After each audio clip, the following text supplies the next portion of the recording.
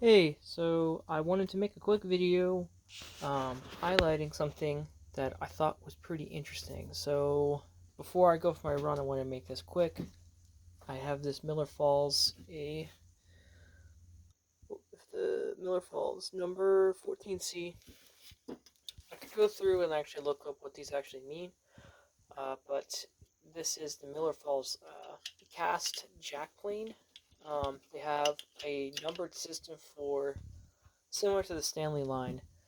And the thing that I've always found interesting and never really discussed is what do the other brands of a Stanley line, because Stanley is always considered the best, the top of the line, and then there's Miller Falls and Sargent. So Sargent is a little bit more well documented because Sargent did a lot of made a lot of interesting like twists and also did a lot of reselling for other brands.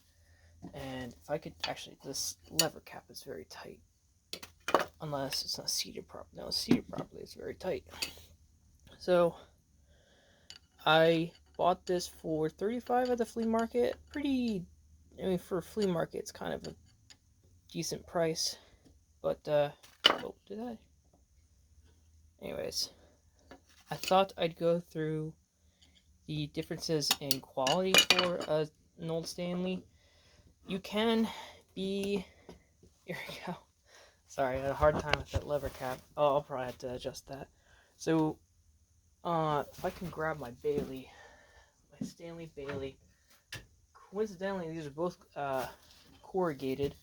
This one's a bit older, more rusted, and worn, but has Bailey on it. Number 5, Stanley.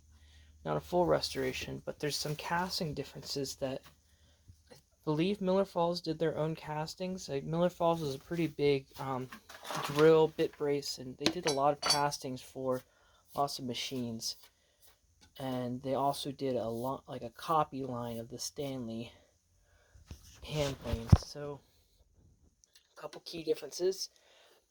Actually, unique to Miller Falls is that their lateral adjustment is not a full bend, a full bend, similar to a cheaper style of this. This is just junk thing, Craftsman.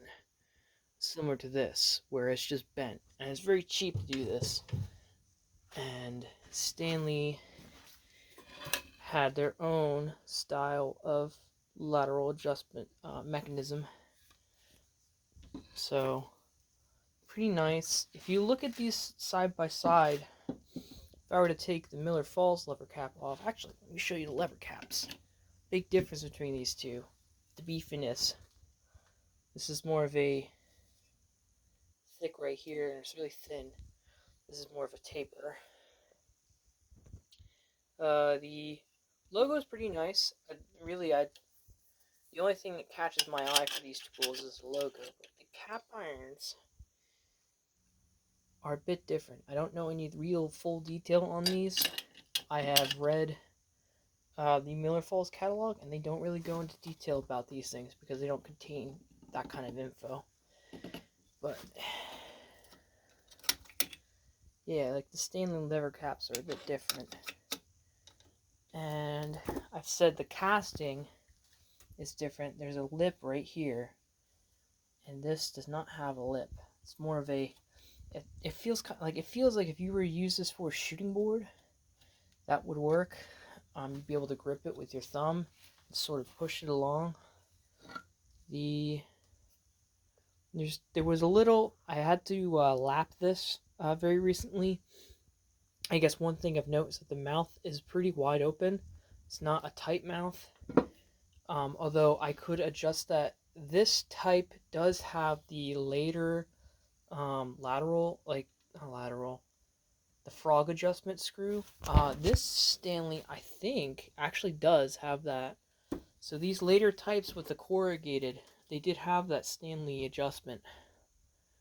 So these frogs would actually sit on 2 screws, and normally before the Stanley came out with this adjustment mechanism, that you would just you could just advance the frog using the back screw right there. Instead, you had to be very finicky and tap it forward and level it. And it was, once you got it set, you got it set, but you had to sort of fiddle with it.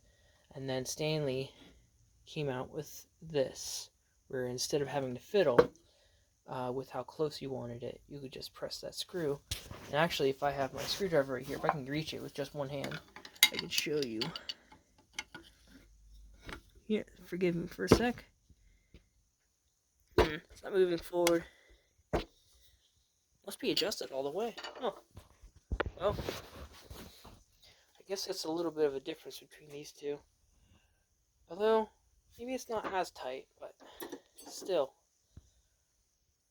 For a jack plane, it's pretty nice.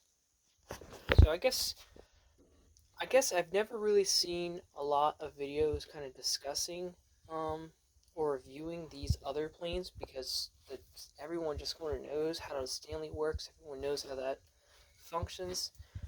Handles are pretty much the same. You can feel that it's been routed compared to this one. They definitely get the comfort right. You can feel that this was routed and then rasped, so has that feel to it. Although the knob, both of these knobs feel fine. So it's a little bit of surface rust on here. It's been sitting in my tool cabinet for a while, so it's just now I'm just now getting around to fiddling and adjusting it. Whoever owned this before me, because it's a used tool, it was improperly sharpened. I had to readdress the bevel. The bevel was a convex, so let's put my Stanley back up there. So I just wanted to do a quick video kind of detailing a lot of this, because I don't think a lot of people are shown what these other brand hand planes are. So at some point early on in my woodworking journey, I was like, I should probably document a lot of these off brands, the Sears, Craftsmans, the Sargents, the Keen Cutters, you know, just sort of like get a good read on these things, because apparently, you know, Keen Cutters I've heard are actually pretty good. And same thing with these Miller Falls and the Sargents. Like, I just don't see a lot of people talk about it. People talk about the Stanleys. So before my run, I wanted to do a quick video on that. Anyways, over and out.